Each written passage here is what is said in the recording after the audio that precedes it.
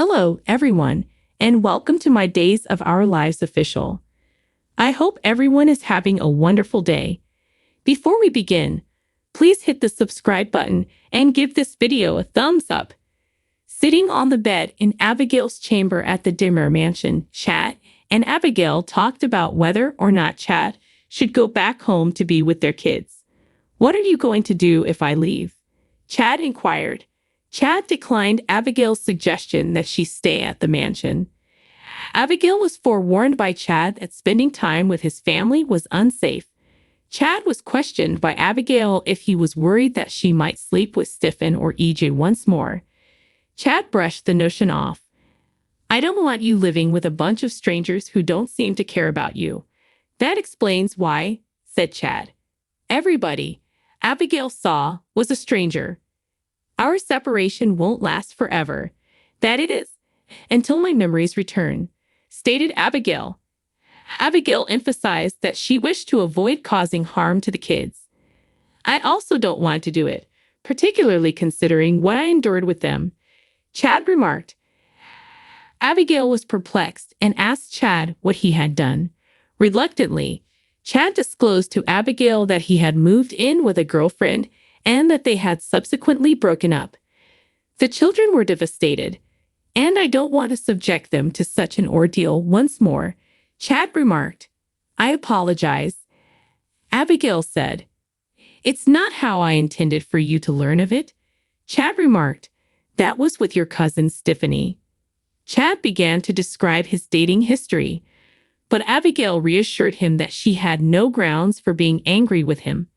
Chad scowled as Abigail continued, despite her worries about her mental health, saying that it was particularly true in light of her encounters with the Dimmer brothers. "Who informed you of that?" Chad inquired. Chad became frustrated and confided in Abigail that he had urged his brothers not to tell her about her mental health problems so that she wouldn't be too shocked by the knowledge. Gabi had informed her, Abigail clarified. "Has she told you anything else?" Chad inquired. All that Abigail had heard from Gabi, she informed Chad. "Gabi is now dealing with a lot." "Really?" Chad said. "I think you should probably just avoid Gabi because she always seems to have a lot going on." Chad maintained that Abigail shouldn't contact with any of his siblings since they were all engrossed in drama. Chad went on, "That's why I don't want you to stay here. She should stay at the Salon Inn," Chad offered. Abigail said no. Abigail declared that she did not want to be alone ever again because she had spent a lot of time by herself at her Poplar Bluff apartment. Abigail remarked, "I'm sure your family will behave themselves well, at least around me." "All right, should that truly be your desire," Chad remarked. Chad packed everything and departed, and Abigail held a picture of the two of them close to her chest. Each accused Stefano of having a soft spot for Ava in the living room of Dimra. Stefan remarked, "I don't owe you an explanation." "You don't. But be aware that I am friends with everyone who opposes Ava. Thus, Gabi becomes my new best friend forever," EJ stated. As Gabi listened in on Stefan's talk in the adjacent room from the entryway, she pondered Connie's advice to have a sexual relationship with someone else. Texting Connie, Gabi requested a favor. Connie informed Ava that she was wrong about Connie's work outside the Brady pub. "I work for a living," Connie declared. Ava responded, "No, Melinda was on her way to your apartment to give you the axe the last time I saw her." Playing the fool, Connie mentioned that she hadn't seen Melinda.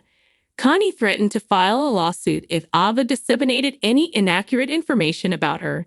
"Never fear. I don't care enough about Gabi or you to talk about you both," Ava declared. Connie waved goodbye and turned to go when her phone beeped with Gabi's text. Stefan said in the dinner living room that EJ detested Gabi.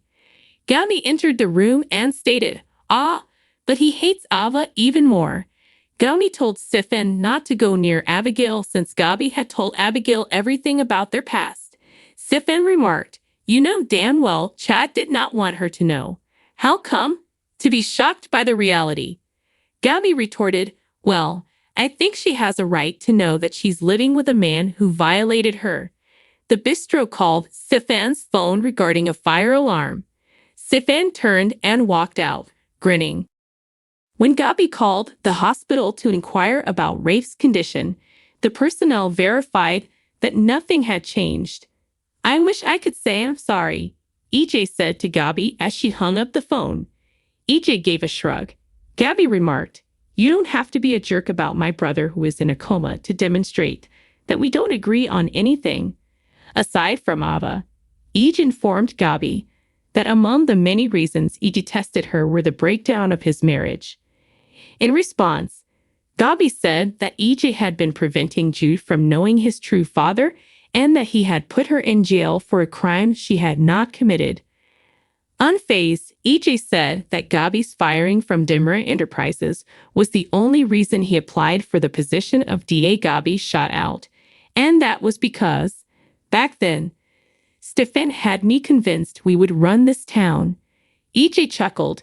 Gabi complained that she had thought her husband had protected her during her time in prison, but now she knew he had been having an affair with Ava.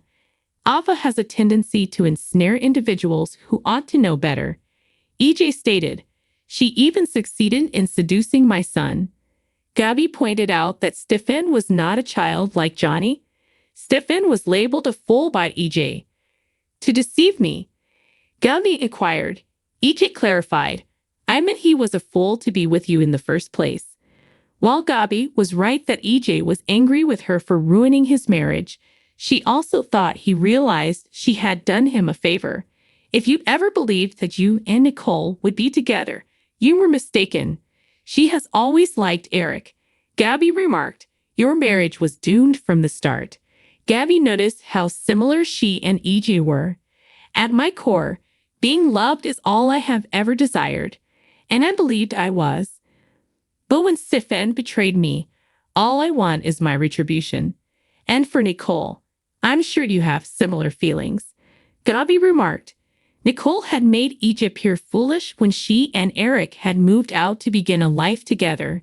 Gabi observed, while you're here, alone and miserable, God, I can only imagine how frustrated you must be right now, with no one to vent all that hurt and rage on. However, you despise Stefan as well, and he remains here. So am I, Gabi remarked. Gabi moved a step toward EJ, who grinned. What do you propose? EJ inquired. I believe you are aware, Gabi muttered. EJ came in close, but he veered to the side before his lips met Gabi's. EJ murmured in Gabi's ear, you are not my type. Gabi chuckled. Thanks for watching. If you like this video, so please don't forget to subscribe my channel and don't miss any updates.